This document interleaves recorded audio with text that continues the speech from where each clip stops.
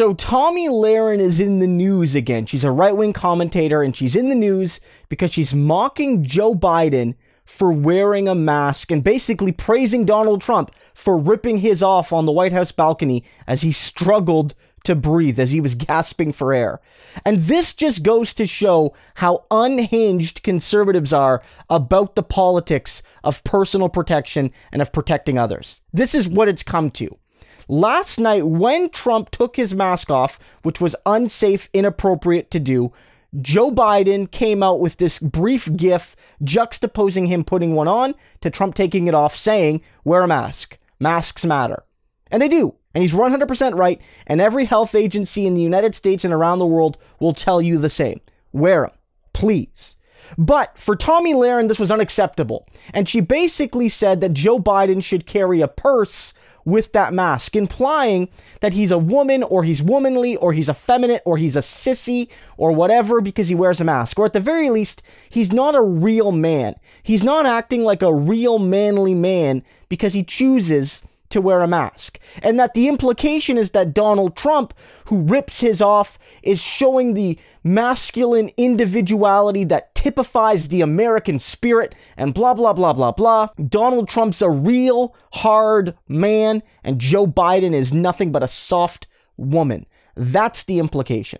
And this just goes to show how dangerous this form of toxic masculinity can be, especially when intertwined with conservative ideology. And the basic implication here is, if you want to be a real man, you can't let the government tell you what to do. You can't let health authorities tell you what to do. You have to just act on your own accord, even if it's objectively wrong to do so, because that's what being a man is all about.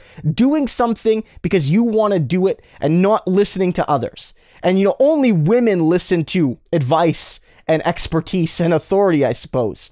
And this also shows how women like Tomi Lahren play a key role in enforcing the worst aspects of masculinity, because often we assume that it's men policing other men to act tough, to not cry, to not show emotions, to do things that are unsafe just to prove they're real men. But some women, like Tomi, play a role in that, because what this is signaling to a lot of the men who might watch her show or follow her on Twitter and other social media platforms is, if I want to have a wife or a girlfriend that loves and respects me and thinks I'm attractive and a real man, I need to act, tough. I need to be more like Donald Trump and less like Joe Biden. And that's what women want. That's what being a real man will get me. And I want to, impress women, and I want to, be a real man, and I don't want to be seen as weak or soft. So I'm going to do what Trump did and not what Joe Biden did. And that's very dangerous, because Tomi Lahren has a massive platform. And associating masculinity with doing something that's unsafe will hurt people. And not just the people that listen to her, but those around the people that listen to her. And we have to be very clear here. And this is my opinion. But insofar as masculinity has any value, insofar as you can have a non-toxic masculinity, I think it revolves around protecting those, vulnerable around you, protecting others, using your strength, your literal and figurative strength for good, to help folks, especially when they can't help themselves. And when I think of wearing a mask, what I think of is, you're primarily protecting others, because a mask does protect you. It offers you personal protection, but it's actually mostly about protecting others, because it prevents your droplets from going around. It's less about keeping stuff from you and more about keeping your stuff from others.